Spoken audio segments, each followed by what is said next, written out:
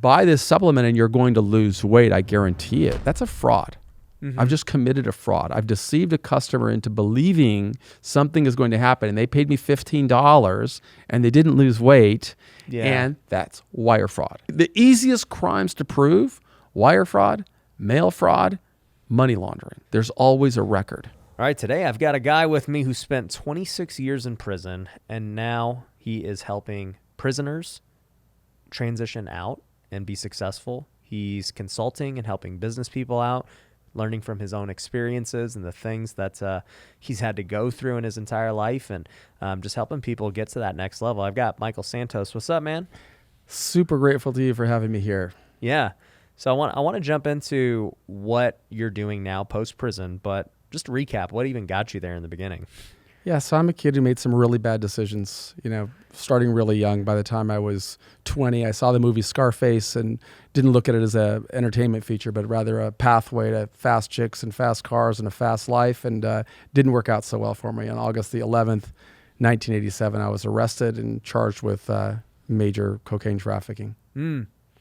So you get charged, and what did they sentence you to? I went to trial. I made every bad decision you could make. When I got arrested, I professed that I didn't do it. When I knew I was guilty, I went to trial. I committed perjury on the witness stand. And it was really kind of then when I had this epiphany that my life was going to change. By the time I got sentenced, I got a 45-year sentence. 45 years. At how old were you when that happened? I was 23. So you're like, dang, dude, 68 is when I'm getting out. I didn't even know what it meant, right? I mean, I'd never been incarcerated before, so I didn't know what it would mean. When you're in that situation, you pray and you kind of ask God for guidance. And really, I had this epiphany between this awkward transition from the time I got convicted and the time I got sentenced to really accept that I'd made some bad decisions and I'm going to do better. And I learned about the system, and I figured out a way to create a life of meaning and relevance and dignity even while going through that. But I didn't know when I would get out at the start. I just knew I had 45 years. It turns out I was able to finish it in 26 years. Wow. So what did you learn during those 26 years? I know it's hard to sum it up, but no, it's super simple. Like? It's super simple, and I can always give gratitude to where I learned, because there was an officer who actually passed me a book called The Treasury of Philosophy. And at that time in my life, I like to always say I probably didn't know how to spell philosophy. I certainly didn't know what it meant. But while I was flipping through the pages, I came across the story of Socrates. And it really taught me how to think differently. Instead of thinking about the challenges that I'm facing or what struggles I'm going through, think about the impact I can have on society and the role I have in a broader society. And that's what really changed the way that I think. And that influenced my journey through prison and put me on a pathway to emerge differently than what anybody would expect. So, you're going through this. Obviously, this is your whole adult life, really. Your 20s, 30s, you eventually get out in your 40s, it sounds like.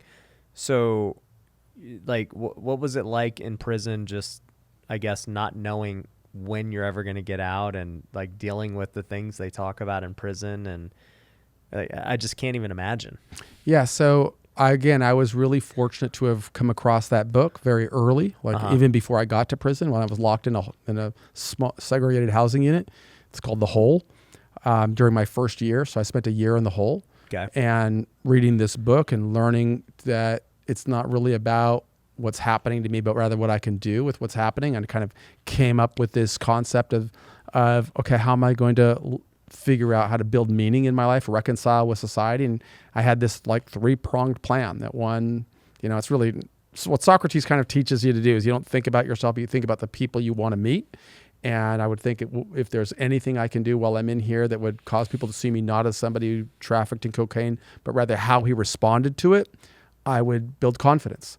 And so I came up with this three-pronged plan that kind of became my compass. It says every day I'm in here, I'm going to focus on getting an education, focus on contributing to society, and focusing on building a strong support network. And so I said every step I take is going to move me closer to one of those three prongs.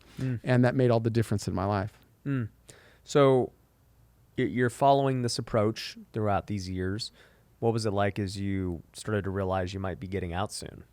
Yeah, so it was really methodical because I'd set that path in the beginning, saying I'm going to get through. I couldn't comprehend 26 years. I later learned that I could satisfy 45 years in 26 years, but I didn't know how to measure that. I hadn't been alive that long, right? So like, you just try to process the math on staying strong through 26 years in that environment. I tried to focus on the first 10 years.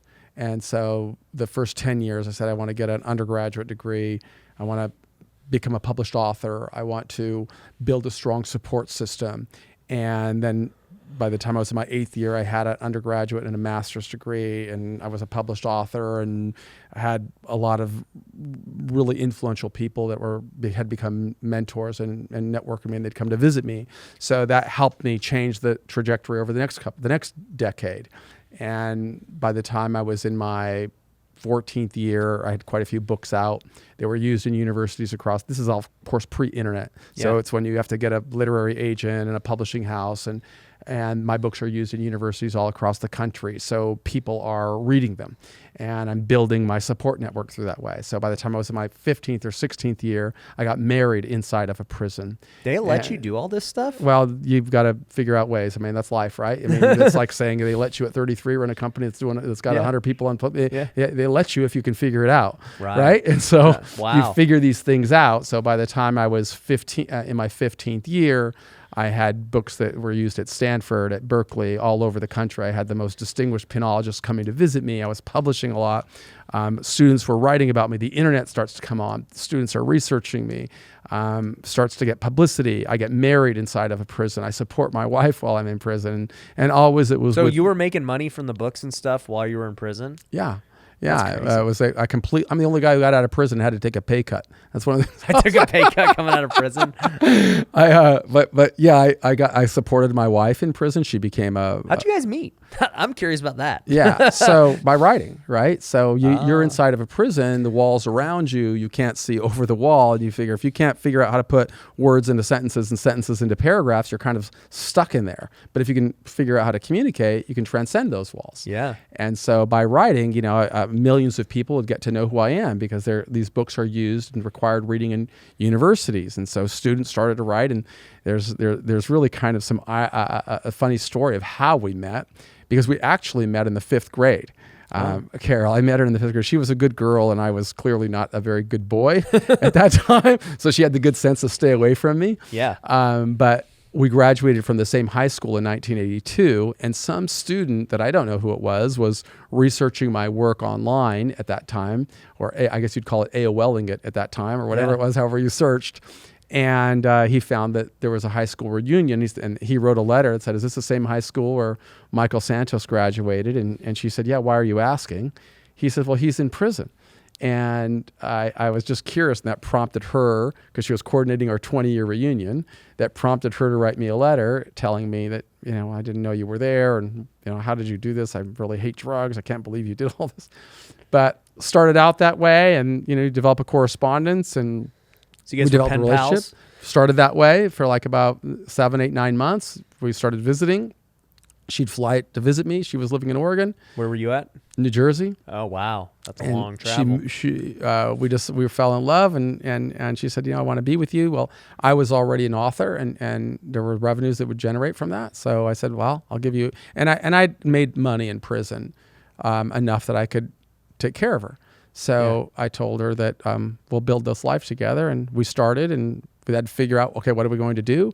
She decided to become a nurse. Wow. So I said, everything that I do is going to support you, but was always with a plan that says, when I get out, I'm going to build a career around this journey. And that carried me through the last 10 years. But when you asked me, I think that what prompted this whole question, unless you have a follow-up on the wife thing, the funny thing is, how did I start getting ready to get out?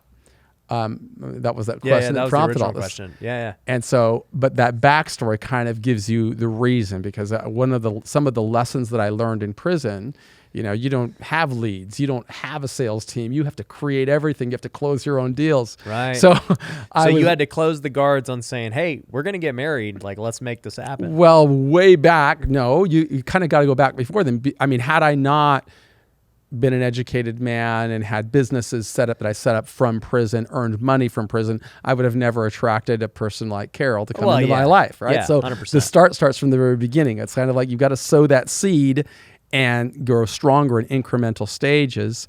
And by the time I was in my 15th year, when opportunities come, you're ready to seize and close those opportunities. So getting married was one thing, but what was really more exciting, I think, about that story is saying, okay, what's going to happen when I get out? Because I didn't really know when I was going to get out. I had a few years of time, but I knew it was like 3 years at that time was like, I know I'm going to get out in 3 years. Could be 2, could be 4, but if you've already done 22, you're kind of ready for that. Right. So I got to that stage and I said, I'm going to do the same strategy that got me into universities from prison, that got me to become a published author in prison. And that's really just writing unsolicited letters and asking for help. So that I'd read about somebody who's successful in something that I wanted to learn and start nurturing that relationship. That's kind of how I started. I wrote a letter. You wrote me an email. It's the same thing. Well, we didn't have email back that time, right? I know, So everything's like but now. But actually, it's kind of that way. Yeah. I was reading about. I knew that we were in a recession. I knew I was going to get out around this time. It was 2012, and I thought this is going to be a great opportunity to control appreciating assets and appreciating markets. So I started writing to business leaders and super successful developers, and developed a relationship with one guy who's runs $1 billion company in the Bay Area, and told him basically, I've been in prison for at that time, 22 years. I made a lot of really bad decisions as a kid, but done this. I really want to learn from you. I know I can bring value to your company. And if there's an opportunity, I'll work for you for free just to learn the business. Right. And let me try it for a couple of weeks. If it doesn't work out, I'll shake your hand and thank you for the opportunity. That led to the lead. I wrote a lot of those. He used to come visit me, and he said, okay, we're going to work something out. So when I came out, in August of 2012, I didn't really get out. I had to go to a halfway house. So I had a year more of confinement. And I go to see him, and he tells me, well, I'm real excited for you to work with me. And I said, Lee, I want to work here. I want to learn from you, but I don't really want to build my career here. I want to build a career around my journey, and I want you to help me. And he said, well, I just tried to help you. I'm giving you a job. There's a lot of people here that'd love to be my assistant and stay right next to me. And I said, and I appreciate that, but my real passion is I really want to change this system. This is the greatest social injustice of our time, and I can have a movement on it. And he said, and I said, I want you to help. And he said, well, how do you want me to help? I said, I want you to sell me a house. And he laughed. He said, you're still in the halfway house. You're still in prison. I said, I know, but I really need to get out. He said, well, do you have any money? And I said, I walked out of prison with more than $100,000 in the bank from all of my work. How much, by the way, how much were you making like selling books in prison? Well, sometimes you try to do the math on all of that of how much I've earned. I would say during my prison journey, I probably earned about $400,000 or so, enough to support my wife fully, put her through nursing school, and save $100,000 by the time I get out after tax. So I try to do the math on that, but that's crazy. Something like that. So you wrote these books and you sold them to universities. Well, I sold publishing houses, bought them. This was before you were really self-publishing industry. So it started with big publishing houses because I had all these mentors that were they had huge distribution. Yeah. And they'd use my book as required reading. What was the book about? And the books was about prison, and about how to overcome prison. Got it. And so it was a path that led to opportunities.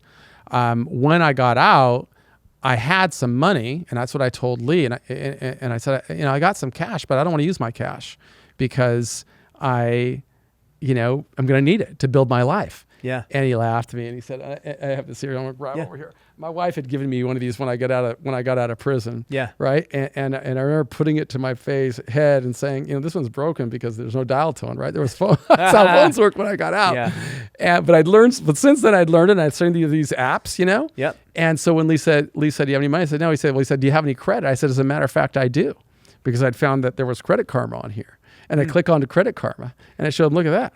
I got a 000 credit score. Yeah, I have credit. And he said, let me see that. I've never seen a 000 credit score. I said, well, I was in prison, Lee, the whole time. I was in prison before the internet exists. I'd never sent an email, never sent anything. I have to learn everything. But I said, tell you what, no credit's better than bad credit.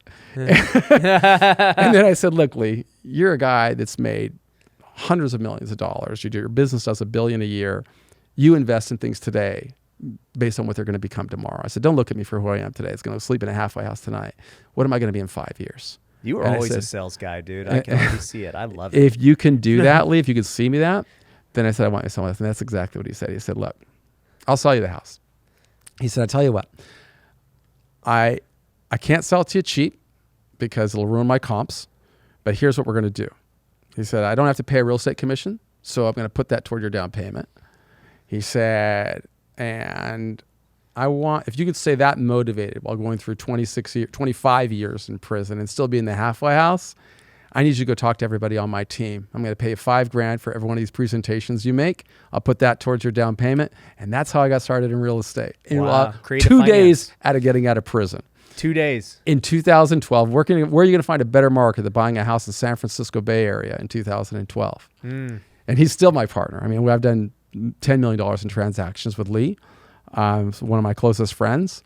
But that's how I got started in my life, and that's how I built my career coming out since August of 2012. That is fascinating.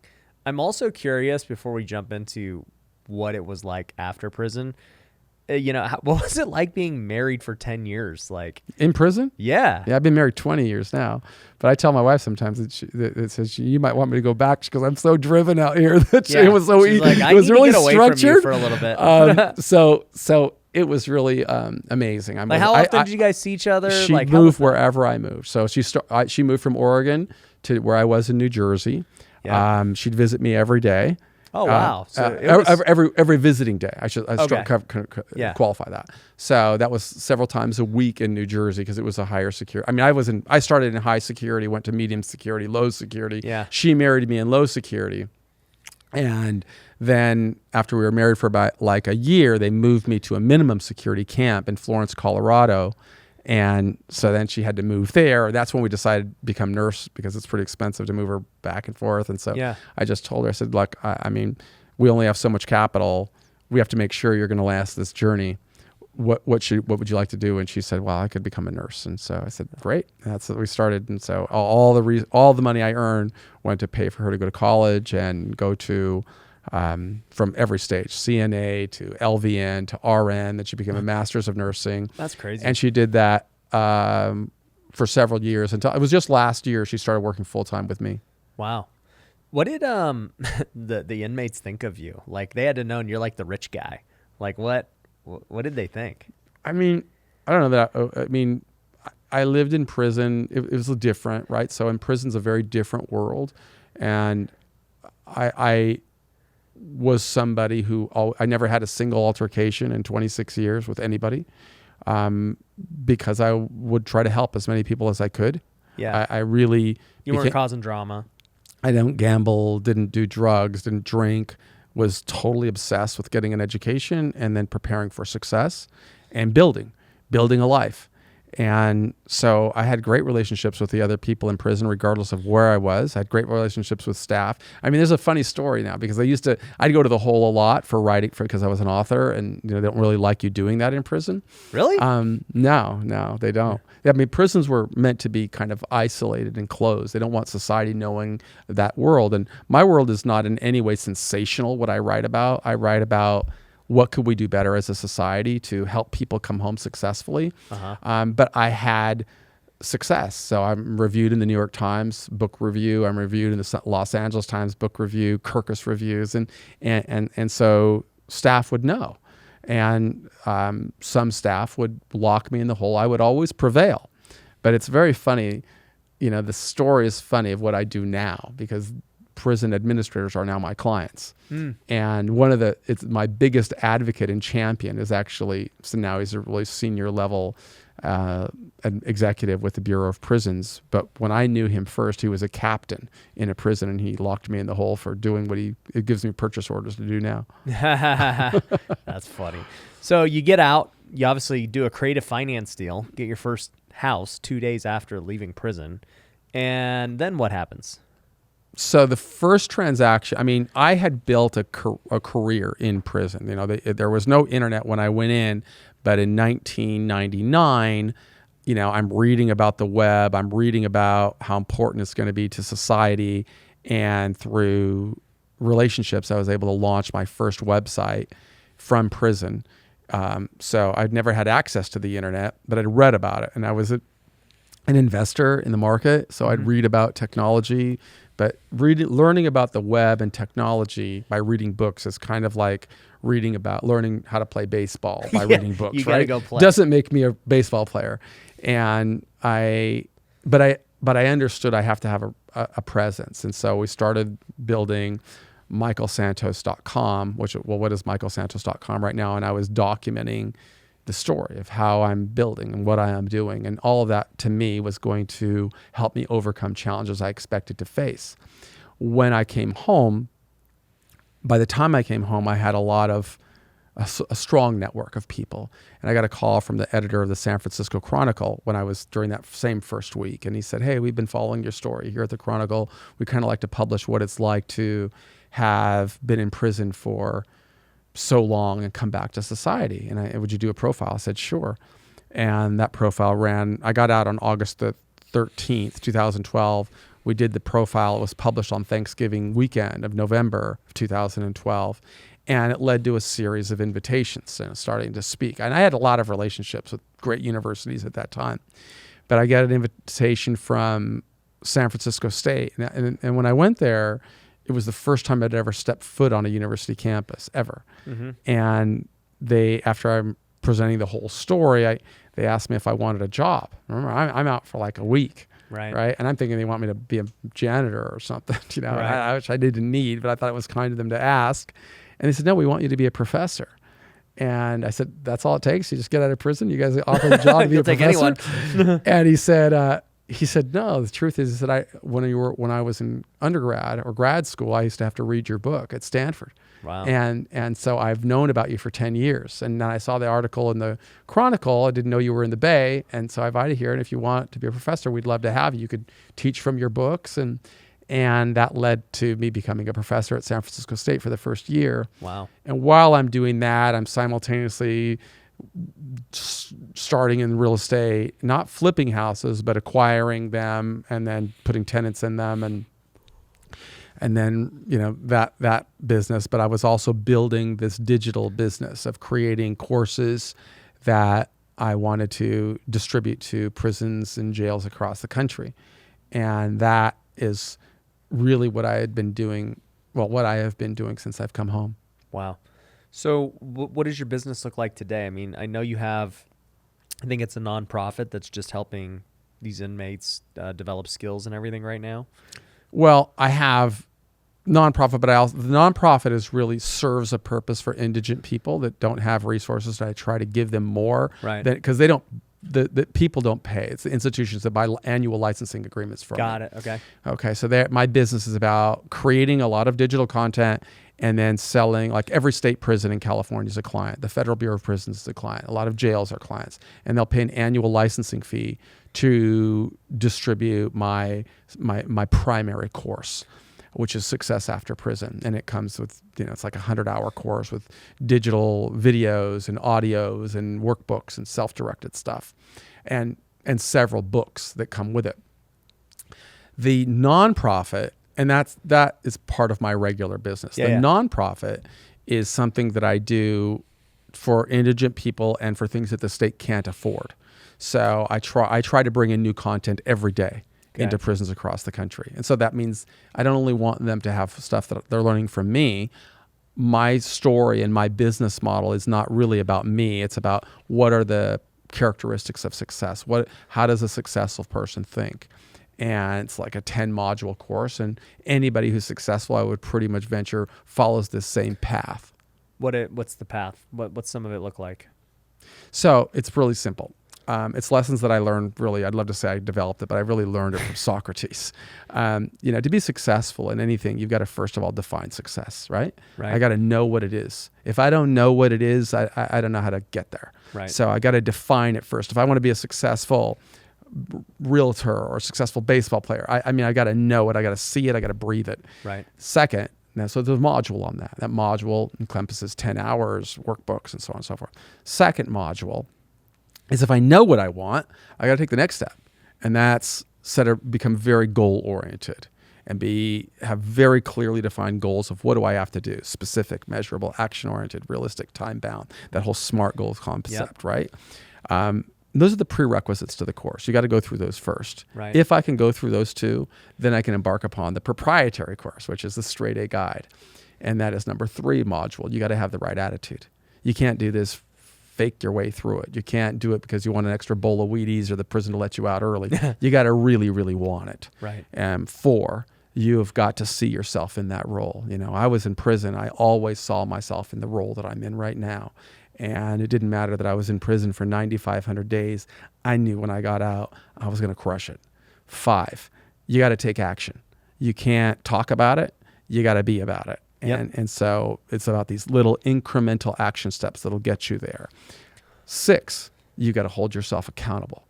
You might be in there while days are turning into weeks, weeks into months, months into years, years into decades. You got to know what you're going to do every day. And every day's got to move the needle. It's got to get you closer. 7, you have got to be authentic. And to be authentic, you have to really, 7 is awareness. Awareness is you got to keep your head in the game. You got to know, everything that I opened for me was available to everybody else in prison. The only difference was that I got inspired by Mandela and Socrates and, people that have went through serious struggle and overcame it. So you got to keep your head in the game even in that. And I learned that from leaders. And then simultaneously, the world becomes aware of you. The harder you work, people invest in you. And people invested in me and helped me along the way. 8 is authenticity. So that's being for real. That's not faking it. I when I go into prisons, I always say, how long would it take if I walked into this prison and said, I'm going to be a shot caller? How long is it going to take for people to kind of see through that, right? And about 1.5 seconds. Right. And it's the same thing out here. I'll tell them, if you come out of prison and you're not ready, it'll take about 1.5 seconds before people realize you're full of it. Yeah. And opportunities won't open for you. So you have to be for real. So I have a course on this authenticity model where you've got to build a plan, put priorities in place, develop tools, tactics, and resources, and then execute the plan. So that's the 8th module. 9th module is achievement. You celebrate every achievement no matter how small. And the 10th one is you live in gratitude. You express gratitude for the blessings that have come your way, and you try to give back. And that's the 10 principle model of our course.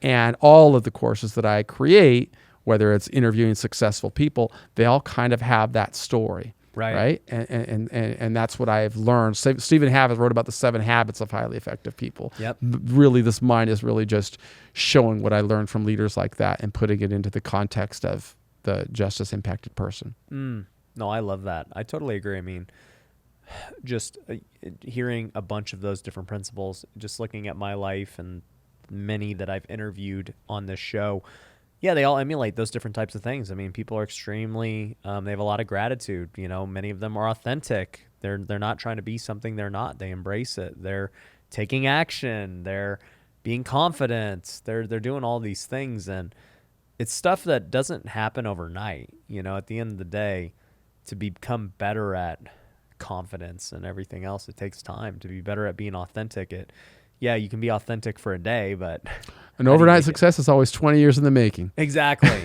Exactly. I was saying this today because we're starting this 60-day challenge that I'm doing, and it's like, man, this challenge that I'm going to have everyone go on, it's called the Wealthy Way 60. It's something that most people don't do at all right now. Maybe they do bits and pieces, but I want to get people to do it for 60 days, and hopefully it becomes a habit after 60 days. But I've been doing it for the last 6 years. And so it's I believe a lot of my success is attributed to doing this for 6 years straight behind the scenes. Nobody sees it. And it's man, where'd this guy come out of from? It's just to your point, it's been years in the making. Yeah. Nobody will ever know how hard I had to work through prison and how hard I still work today. Just like nobody's going to know how hard you work. But I can tell you right now, today my day started at 3 a.m., and it's an everyday thing. It's not a part-time thing. And I make it transparent by publishing it and bringing it into the prison. Because that's my real message is I'll never ask anybody to do anything I didn't do and I'm not still doing today. Right. No, I love that. WealthCon is coming to Hollywood. If you've ever been to any of my events, you know they're life-changing. We get the best speakers, we have the best venues, we have the best parties, after parties, and networking that you could imagine. I've met so many people who ended up becoming business partners of mine at my events. I've made great relationships, and the people who have attended have done the same. And so I want to see you at my next one in Hollywood, California, April 4th to the 6th. It's going to be absolutely incredible. We've got speakers like Chris Crone, Lewis House, Tatiana Landano. We've got Vanessa Lau. We got Robuilt from Bigger Pockets. The list goes on and on. We have a huge lineup of speakers, and I want you to be there. So if you want to attend the event and learn more, go to wealthcon.org. Once again, you can go to wealthcon.org and go learn more about the event and register today. Hey, if you're looking to grow your real estate investing business, whether you're just getting started trying to get your first deal or you're trying to scale and get to the next level, you need to join us at Wealthy Investor. We've got events every single quarter that are absolutely crazy. We've got online coaching programs where we have Zoom calls, a community every single week. We give you everything you need to know to start your business, scripts, processes, SOPs, all of it. It's for you so that you can dominate. So if you want to learn more about how to join our community and be mentored by me and some of our top coaches and be around other students who are absolutely crushing it, go to wealthyinvestor.com, apply for a free call with my team. Once again, wealthyinvestor.com, apply for a call today. So you said you've got, I mean, you're doing that for the prisons and everything. That's, would you say that's your main business? Well, that's part of, so that's my revenue generating business. Okay. And it's a small. I mean, we did 2 million in revenues last year, probably do 2.5, 3 million this year. The digital side of it is growing, and it's got potential to grow because the prisons are becoming more receptive to digital content now. Yeah. So, and I will dominate that space because of the experience that I have. You got the background. Yeah, I did the work. Yeah. And I'm still doing the work. And I'm excited about that. I'm super excited about it. Not so much because of the revenues that it creates, but it's because of the impact I can have. When you, right now, like more than 250,000 people every day go through prison professors courses, and they get time off their sentence for doing it. But the real joy is when you see somebody else who's been living in struggle for a long time develop that sense of confidence that they can do something as well, and then they start to execute on the plan. I love that. I mean, I've got some amazing stories of guys who've become successful. Yeah. Amazing. Give me one. My favorite is Haleem Flowers. You ever heard the name Haleem Flowers? Google him. Haleem Flowers. Okay. Haleem Flowers was 16 years old and raised in a really difficult environment and joined a gang when he was 14 or 15. And by the time he was 16, he had 2 homicides and got sentenced to double life. Wow, at 16. At 16, and in adult high security prisons. Jeez. But he tries to transform his life, and he does. And by the time he gets into his 15th year, he gets to a prison where my courses are. Mm-hmm. And the warden kind of nudges him to go into the courses, and he starts writing me from prison saying, I'm going to do everything you did. I'm going to come out, become successful. And he starts doing it. He starts writing books while he's in prison. He becomes an artist while he's in prison. And I raised a lot of financial resources while I was in prison. And he starts following that same path and writing grant requests, but not knowing he's getting out. I mean, he's got a double life sentence. Yeah. But during his 22nd year, the law changed. And all of the work that he'd done persuaded a judge to let him out. And it's at the same time when these grants are being issued, and he's just 10 days, he gets out. 10 days later, they're having the meeting in New York. He's from DC. He takes the train, goes up to New York. He gets the grant. They can't believe it. They can't believe this guy got out of prison after 22 years. And they give him like 50 grand, which is enough kind of to start his life. Yeah. He starts kind of tough life, right? He's taking his book, he's selling it about what it's like. And he's got several books, but he's taking these books, trying to sell. Tough way to make a living. Yeah. But he gets a break. Apple Store gives him an opportunity to come and do a book thing, and he does it in Union at San Francisco store in Union Square. And after he gives this presentation, some white dude in the audience says, "I really like what you're doing." He said, "Are you doing anything else?" He says, "I am." He said, "I became a painter, and I'm painting these pictures that kind of show the trajectory from poverty to the penitentiary and what we could do better." And the guy says, "That's great." He says, "How many do you have?" He says, "I have 11. And he says, "Are they for sale?" He says, "They are." He says, "Well, I'll take them. I'll take all 11.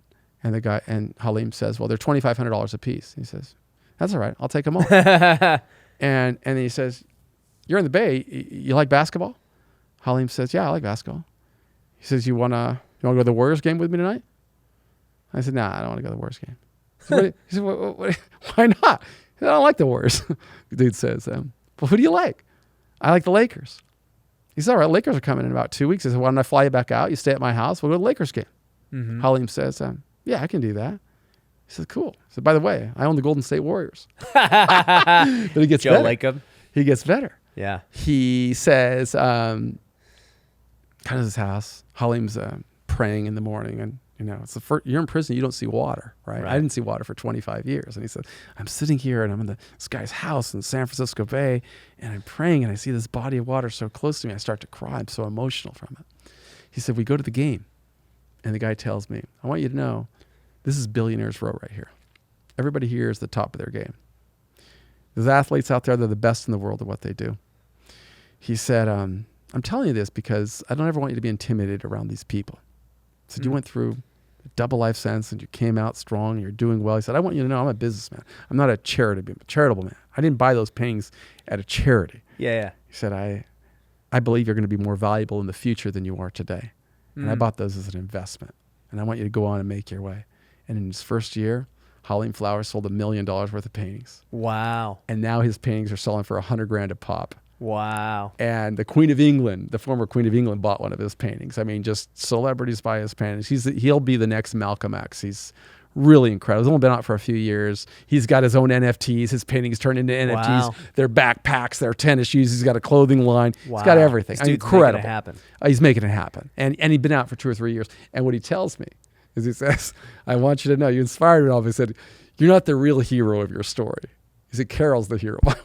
Yeah. She was with you for 10 years in prison. That's what I'm thinking too. I'm like, how did she stay with you? Yeah, she is amazing. And that I'm super excited to have played a little role in inspiring him while he was in prison, but to seeing him succeed now. Yeah. And I've got a lot of stories like that are just That's guys amazing. who have transformed, done more than people have done that never went to prison, right? And it's all about how you think. Yeah. And if you can think stronger, if you can become stronger, you can overcome. And, I know a lot of guys in the business space, they get kind of overwhelmed with obstacles. They'll get intimidated on how am I going to, break through these barriers. And that's kind of our message, is that our message is really not about prison. This is a human story. Mm-hmm. And, we need to find these kinds of stories to overcome the challenges that hold so many people back. Right. So what do I know you talk to a lot of business guys. You do some consulting and things for different people. Like, what is the main thing they hire you for? I have a team, right? Yeah. They don't. It's difficult. I hire formerly incarcerated people, so I created the curriculum. Okay. I create the stuff, and I hire people who come out of prison. They're generally people that are well educated and well spoken, and then our clients are typically high net worth people that get charged with, white collar crime is one of the fastest growing segments of the DOJ. They go after fraud, wire fraud, mail fraud. So our clients are typically professionals, high net worth professionals, and they're going through crisis. So we're really, I would say, like crisis management, helping them understand how am I going to recalibrate, how do I mitigate, right? Mitigate, ideally, if they're hiring our team before they're ever in trouble. Right. And saying, what do I need to understand about the different civil agencies that could be investigating me? What are the costs of a government investigation? What are the complexities of dealing with these different business rules that could result in a government investigation and then could escalate into a criminal charge, whether it is for misleading or misrepresentations. That's typically our client base. And so they'll hire us to help them through the journey and help them recalibrate.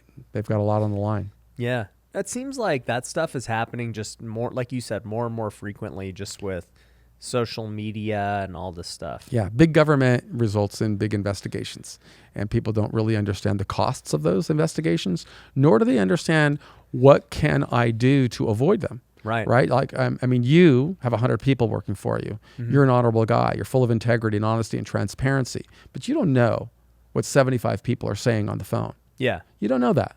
You'll never 100%. know that. Yeah. And so what's your compliance program? If you don't know that, you're putting yourself in a level of risk. I got to take all the responsibility for Everything stops with you. Yeah. Everything. And so what you need to, what we would counsel a business is saying, what would the Department of Justice believe? Because if I'll give you an example. A typical client of ours is one guy that had like $100 million construction company. And he had an estimator that was out there or a buyer or somebody on his team that was responsible for shipping the asphalt, right? He built roads and bridges and so on. And that guy did a deal with one supplier and was giving this guy a kickback, right? So, or taking kickback or something along those lines. And the owner didn't know anything about it, right? It's somebody far down beneath the pay grade that's doing it. Right. But the owner owns the company, and the company's benefiting from these revenues. And when the DOJ came to prosecute this guy's a low-hanging fruit. He's not strong enough to be a great target. Right. So they want the guy who owns the company, and they're going to tell him, what did he know? Well, that guy could potentially get a lower sentence by saying he did, even though he didn't. Right. And then the DOJ is going to say, well, what kind of programs did you have in place to prevent this? Yeah. And so we would try and teach people how they can do that and avoid it in advance of an investigation, in advance of a government investigation. If there is a government investigation, then we'd show them how to mitigate from there, depending on what stage they're in. No, that's really good. Yeah, that's the thing. Because I've talked to quite a few people, just in the online space and real estate. It's like, once you become a big player, you're having to deal with all these big government entities, right? So you're a target. You're a target. Like, we have funds, and so making sure we're compliant with the SEC rules. We sell info products, so making sure we're compliant with FTC and all these things. And there's a lot of people that go through these investigations, and they're not guilty or anything. It's just they're being investigated, and it's just like the cost nightmare. of that. Yeah, people don't really understand the costs of that.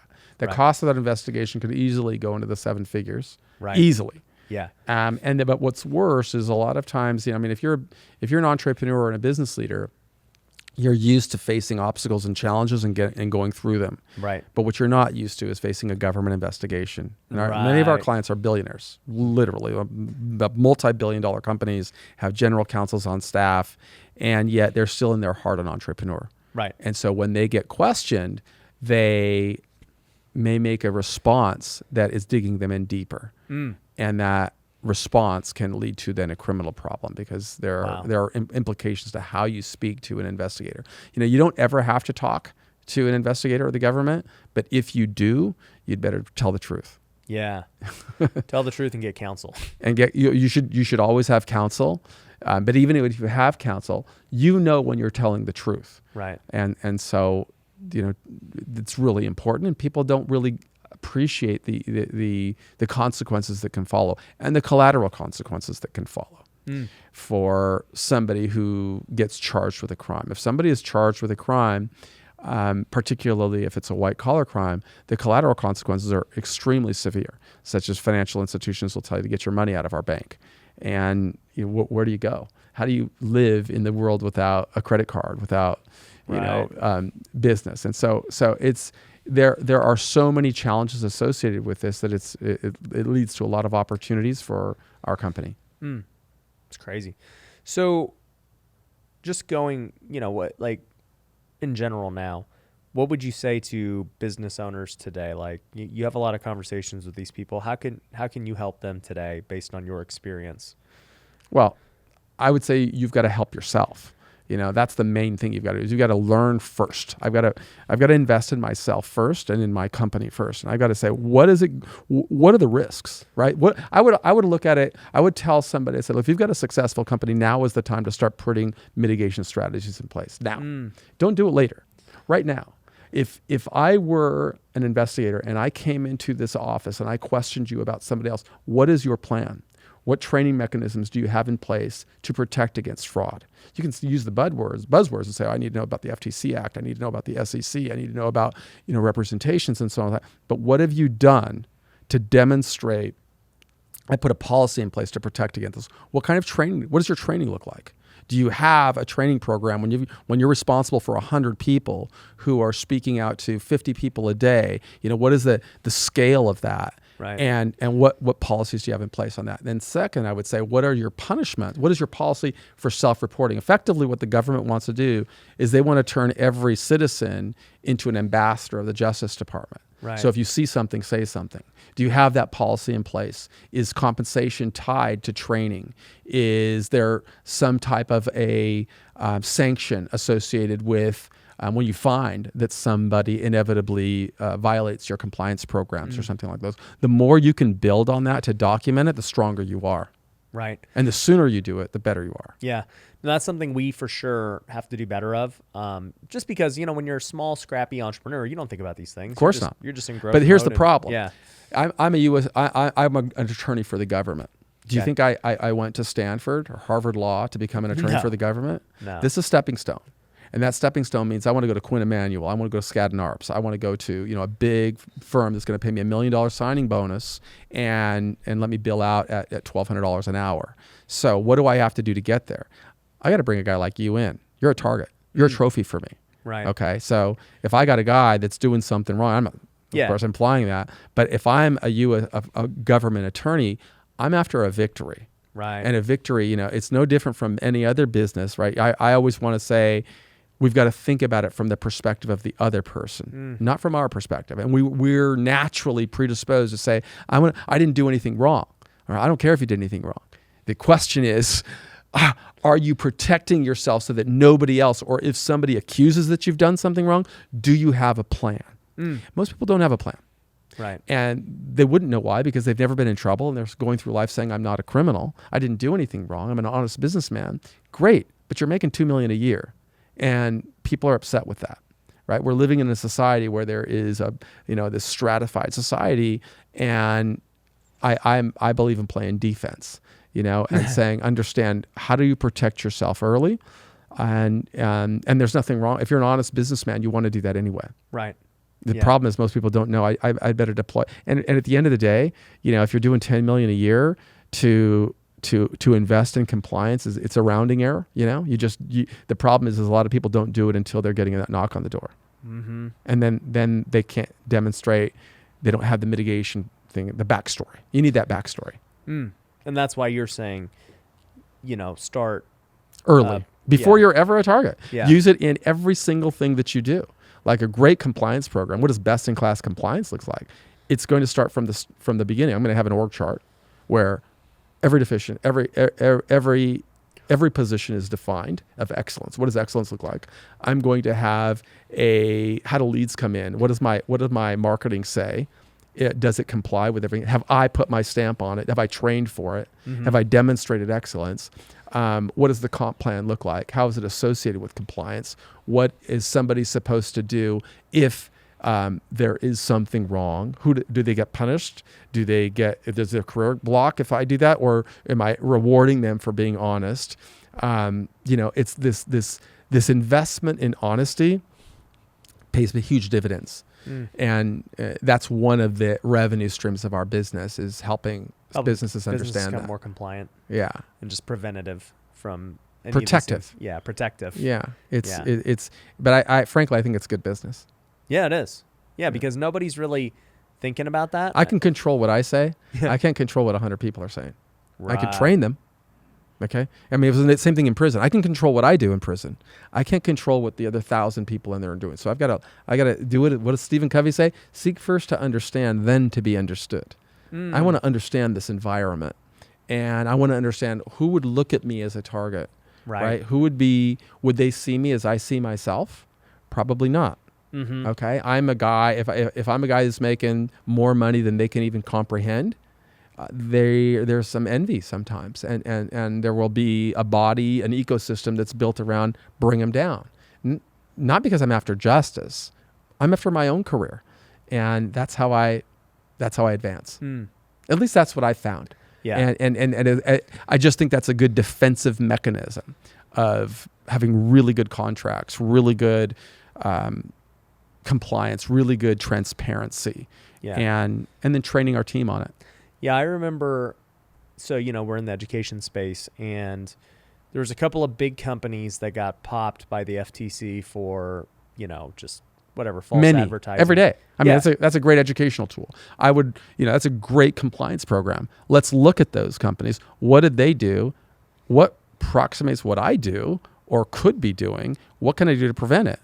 And then tie comp plans to it, train on it, have your little videos. I mean, you've got an amazing video studio. Create 10 videos on it. Yeah. And then sell it, because it's a great product. Yeah. I mean, if you think the government's getting bigger, the only question you need to ask is, well, does that mean there are going to be more or less government investigations? Okay. Yeah. If I believe there's going to be more government investigations with a bigger government and I'm not doing anything about it, you're probably more vulnerable than you need to be. And even if you yourself are doing things right, because you get bigger and your company gets bigger, you, number one, become a target. Number two, you can't control what your employees are saying. You have to come from this concept of saying, what is mass incarceration? What is it? And it influences every person in society. It influences industries. It's $100 billion plus industry, just the prison part. But when you put the investigations of all the investigative bodies, the FTC, the SEC, the FDA, the FCC, and all these bodies together, and then all the regulations that exist, there's no question that an audit can reveal flaws. Right. The question is, have you as an entrepreneur, at what point do you become responsible, know or should have known, right? There's a crime on those things. I interviewed guys, give you an example. I interviewed guys who used to build web. This guy didn't have an education. Okay. I mean, grew up with whatever they had that you grew up with, products of first page or front page or whatever, knows how to build websites and spinning balls and whatever he knows how to do, ding dong, take orders. Okay. He knows how to do that and he becomes skillful at it. Knows how to make videos, knows how to do all kinds of things. Okay. He gets clients. He becomes so good. He has 100 people working for him, graphic artists, lead gen, MailChimp, newsletters, everything. Right. But this guy doesn't even have a college education. Right. I come to you and I say, hey bro, I got a great product, fitness product. Love for you to manufacture it for me.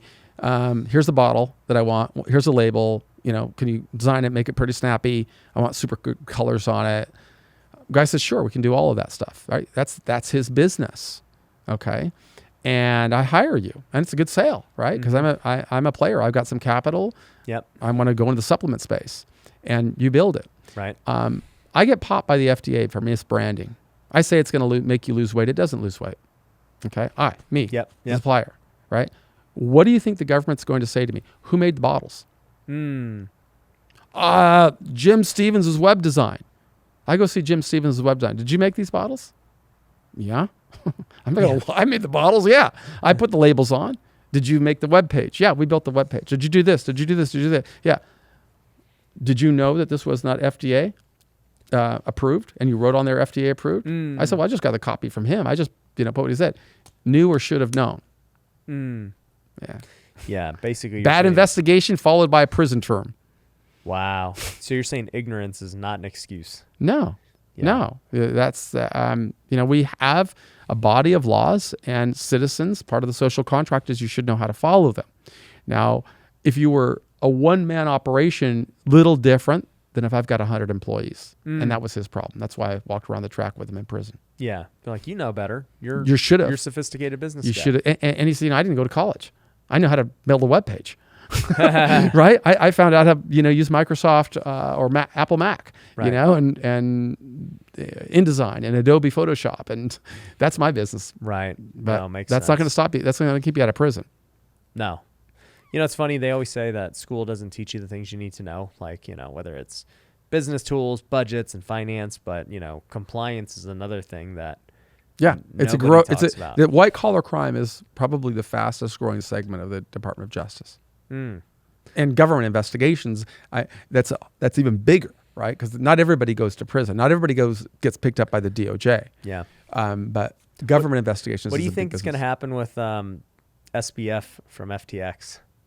Yeah, well, it depends on his mitigation strategy. Because he did the opposite of what you said. He just went on a public tour and just started talking away. Yeah, well, I don't know what's going to happen. I'm not a lawyer, and I don't ever try to make a judgment call on legal things. What I will say is people who don't think about the end game rarely get the outcomes that they want. Okay. Elizabeth Holmes, for example, Theranos or whatever. Theranos, Yeah. She got a pretty lengthy sentence, 11 years or something along those lines. There are many people serving even longer, multiple decades for white collar crimes. But there are also people, I mean, we had a client that had a really good mitigation strategy. This guy graduated from Princeton and Harvard, so you'd think he should have known better he ran a hedge fund, and he the government wanted 16 years for his sentence.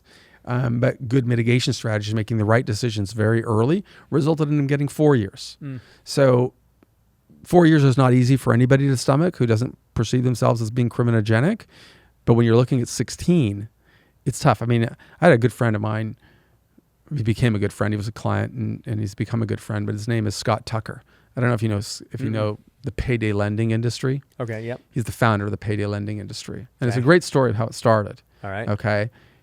He was a car salesman, and people would come and they'd frequently say, I want to put a down payment, but it's going to take me a little time. Paycheck, yeah. Yeah, let me give you a paycheck. I'll post date it and you can cash it next week or something like that. And they said, guys, I'm getting a lot of these people. Let's try a business.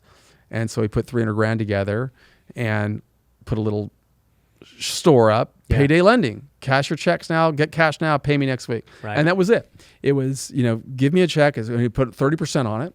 Okay. So you want to borrow $100. You want $100, write me a check for $130. I'll give you $100 today. I'll cash it in 2 weeks. And he said, I know the model. The model, he said, is, 30% of the people are just not going to, they're going to close their account and whatever, and I'm going to lose 30%. But 70% are going to work. He said, now that doesn't work if you're doing it a little bit, but if you operate at scale, it works. And he operated at scale. He built it so he was doing more like $1 billion a year in revenues. Wow. And this is different than the other guy who you bought real estate with. No, that guy's Yeah. no, this is Scott Tucker. Yeah. Founder of, if you watch Dirty Money. Yeah, I'm just like, man, you got a lot of guys who are doing $1 billion lending money. Oh, I met a lot of billionaires in prison. Many. Really? Yeah, they're because they were in prison. White collar. They came in prison. It's awesome because they're great testimonials. If you look at the founder of Brocade, it was a $25 billion company. Greg Reyes is the CEO, and he's on speaking with Ben Horowitz and Mark Andreessen from Horowitz and Andreessen, the VC firm out of Silicon Valley, and they're really profiling Greg because he was the founder of cloud technology. You're a little young to remember Brocade, but it was a player back then. And I met him in prison, and he'll tell this story about how his life changed when he met me in prison and how it had been difficult. So these testimonials from billionaires are just amazing. And I've got a lot of them because if you went to prison, you're going to know me. Yeah. And so they inevitably become my friends. Not only did a lot of them become clients, but they became friends. Yep. But the guy I'm talking about, if you watch the Netflix series Dirty Money, they profile his payday lending business. The story is his contracts are written in such a way that tell you as long as you pay in 2 weeks, your interest rate is like the maximum amount of interest rate that we can charge. Okay. But if you fail to pay it off in 2 weeks, it automatically rolls over into this revolving thing, and every payment you make is effectively going to interest for a period of time. And the government alleged that his contracts are effectively leading to interest rates that exceed several 100%. And there is a law, Truth in Lending Act, that automatically makes it a crime if it's more than double the allowable rate. Wow. When I met him, they were asking for 100 years in prison because of the amount of money involved. The guy, he has the biggest FTC fine at that time, was like 1.2 billion FTC. But he's sitting in prison now with a 16-year sentence. Wow. All because the compliance programs. And he said, look, I spent $20 million a year on compliance. I still just didn't know what it was. Right. So. Wow, that's crazy. And a lot of successful people really go forward in life believing that they're never going to they're not doing anything wrong. Mm-hmm. And that's really the worst way to be. When you think I don't do anything wrong and you say, I don't care what it costs to defend it, I will defend it. Well, those are the people that generally get hurt pretty bad. So when you asked me the question about the SBF guy, it's pretty early in the game for him. Yeah. But the longer he waits to create a mitigation strategy, the more difficult it's going to be. Yeah, it's hard to say. I mean, most people think he's going in prison for a long time. Long is relative. 26 years is long. 26 years is long. Yeah. Very few people get that. But I did it. Yeah. And that was for cocaine. And that was because selling cocaine to consenting adults, no violence, no allegations of violence. But it didn't matter. 26 years. 26 years. What do you think of, when people say that, right? Because I'll see these things of like guys who've been in prison for 10 years selling weed. Crazy stuff. Yeah, I know people serving life right now for weed, and it's legal in America right now. It's weird. Yeah. So what are your thoughts on all that? I think it's one of the reasons that I'm really passionate about improving outcomes of the justice system for people and for society. Right. I really think that we can do better as a nation, and I have a role and a duty and a responsibility to try and change that. Right. And that's my main area. What's your main goal with all of this? Do you have a big... Yeah, influence the lives of 1 million people and help them come out of prison and become more successful. So that's... How many people are in prison? In the United States, about 2.2 million people in jails and prisons across America. But the more troubling factor is how many people have a felony record. How many people have been touched by the justice system. And then you're talking north of 10 million. Wow. So it's a lot. And then these guys trying to go, into society, it's difficult. It's very difficult. But even for really successful people, it's difficult because they have collateral consequences that follow. Right. As I was describing, getting housing, having a banking relationship with a bank, interpersonal relationships. My story is, I'm all over. My whole life is about prison, and I don't ever hide from it. But not everybody wants to do that, right? Some people want to move on, right? And it's very difficult for them to do it. No, I love that. What would you say to a young entrepreneur who's starting their business and everything now, based on everything you know? Play defense. Play defense. Not only offense. Just offense. Play defense. Make sure that you understand that there are going to be people that are don't necessarily want to become really successful themselves. They just want everybody around them to fail, and that's life. Yeah. Okay. And so if you could understand that, you're gonna understand the risks that accompany with every person that walks in your door.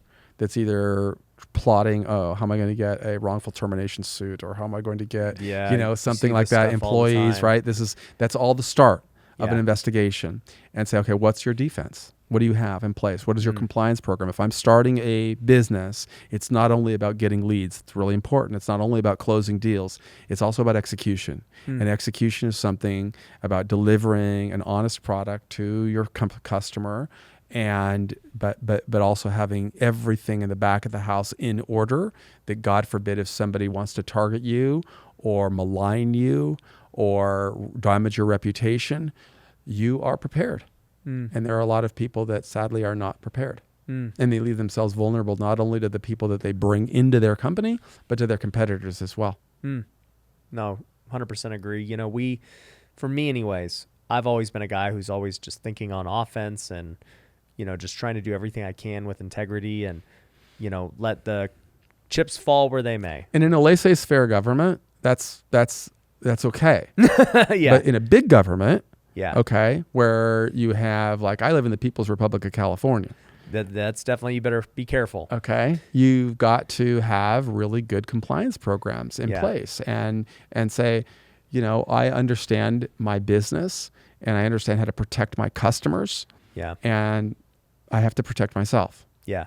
Well, no, and to my point, I've realized that over the years now, having gone deeper and deeper into bigger and bigger business, it's like, no matter how good your intentions are, in business, there's always going to be unhappy people. Things aren't going to always work out the way that everyone had hoped they worked out. And so you have to make sure that your expectations are clear, the risks are clear, your compliance, your contracts, everything. And your training. Yeah. Your ongoing training. That's what's really important. You can't say, I train, and all you're doing on training is putting on Anthony Robbins and saying, how do I get people hyped up? Okay, which is awesome. Yeah. I'm a big fan. You've also better have some, ethics, and you'd better have, I really am a big believer in, we really focus on white collar crime because people don't even know what white collar crime is. What's wire fraud? Right. What is it? What is wire fraud? Yeah. We've had it happen to us before. What is it? The easiest way to define it would be just somebody else misleading you on wires? Like No, that's the point. It's Yeah. so hard. And if you don't know, Mhm. and you're running a $50-100 million company, if you don't know, I guarantee you those guys on the phone don't know. Right. Okay. So what would the definition of wire fraud be? Well, it's any time you use the phone, the internet, any type of wire to communicate a fraud, okay, Got to it. deceive somebody, anytime. So if I tell you on the phone and I tell you, buy this supplement and you're going to lose weight, I guarantee it, that's a fraud. I've just committed a fraud. I've deceived a customer into believing something is going to happen, and they paid me $15 and they didn't lose weight, Yeah. and that's wire fraud. Okay, That's wire fraud. That's wire fraud. Okay. Mail fraud. I'm thinking wire frauds with anything with wires because that's what we think in the real estate No, space. it's anything to do using technology to communicate a fraud. Wow. Okay. Mail fraud is the mail. Oh. Okay. What's money laundering? Right? You think money laundering? You think, oh, that's drugs. That's mafia. No. Right. Money laundering is if I've created, that's the easiest crimes to prove: wire fraud, mail fraud, money laundering. Okay. Why? Because there's always a record. Okay. There's a record of every email. There's a record of every phone call, right? A lot of times there's scripts and things of that sort, but really emails. Emails, prosecutors love email. Okay. see 'em Defense lawyers love email. You know why? Because when they bring a case against you, they're going to want to read every single email that's ever come out of here. And guess who's going to pay for that? Me. Exactly. So it's really important to think about all of these concepts, Yeah. right? Where am I vulnerable? If I'm in a business, if I'm in a technology business and I don't think about these types of things, it's like I'm building my house, my castle on sand, because at any given time, I can be wrapped into a government investigation that I don't even understand. Right. And, you can hire somebody to come and put a compliance program on. If you try to hire Quinn or KPMG, you'd better have a $300,000-400,000 budget. Where I'd say, you need to hire people who've gone through it. One of the things in my business, I have kind of a marketing thing. I said, we've done the time, so you don't have to. That's good marketing. Yeah, it's the truth, though. I mean, Yeah. we've seen it. I've interviewed 10,000 people that never thought they'd ever face a government investigation. And I've got 10,000 stories on it. Wow. And when you present that in your setting, you educate your team. And then you build a compliance program around it. And now when you're having your things, you can kind of bonus them on saying, hey, part of your job is, I want you to listen to this podcast that I'm going to give you, and just listen to it while you're driving to work, and I'm going to pay you $10 for it. I'm just going to give him this podcast as training. Yeah, that's it. But I would do a takeaway. Yeah. Okay, what's the takeaway? At the end of every one of those podcasts, right? I would have answer 3 questions. They don't have to be terribly difficult. I don't have to ask you what wire fraud or mail fraud is. I'll just say, hey, you just listened to this show on Scott Tucker. What business was he in? I don't know. Payday lending. Yeah, that was a payday lending. Super simple. Great. You did that. Now I'm going to give you. Watched it. Now I know you've done it. I'm going to put it in your file, and I can show I've done the training.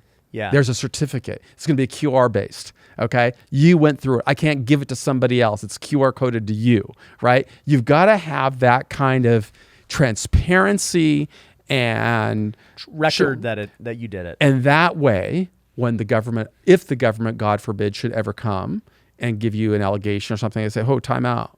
I've done everything within my power to train this team. Here are our records. We're 100%. I even have a third-party validator. I've got this going on. I mean, and what does that cost? $20,000 a year, $10,000 a year, a couple thousand a month. I mean, it's nothing. It's a rounding error. At the end of the day, you say that's a rounding error. Okay, and it helps you build a cleaner company. That's defense. Yeah. Well, I'm going to do that. So I definitely am glad you came, especially as we grow, making sure that we're doing everything. For us, I know that what our intentions are.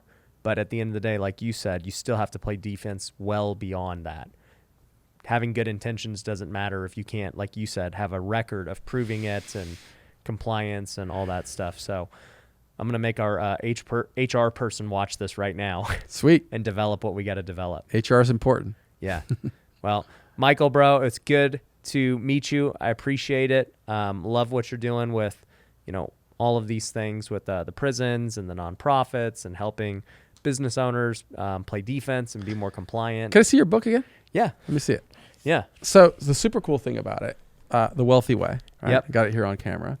super handsome dude on there, right? The cool thing about this is, and I just like to tell your audience, one of the generous things that Ryan has offered to do is allow me to take a book like this, take it into prisons, and show people how to think differently, how to create more wealth just by the way they think. Yep. And this will be a great contribution to the Prison Professors program. Yeah. And so I just really want to thank you not only for inviting me and giving me this opportunity to share this story with your audience and hopefully keep some people out of prison. Yeah. But also this will be an awesome tool and a resource that we could use to influence the lives of 1 million people. So Yeah. thanks so much. Yeah, happy to be a part of it. So guys, if you enjoyed this, make sure you hit the subscribe button, and we'll catch you on the next one. Peace.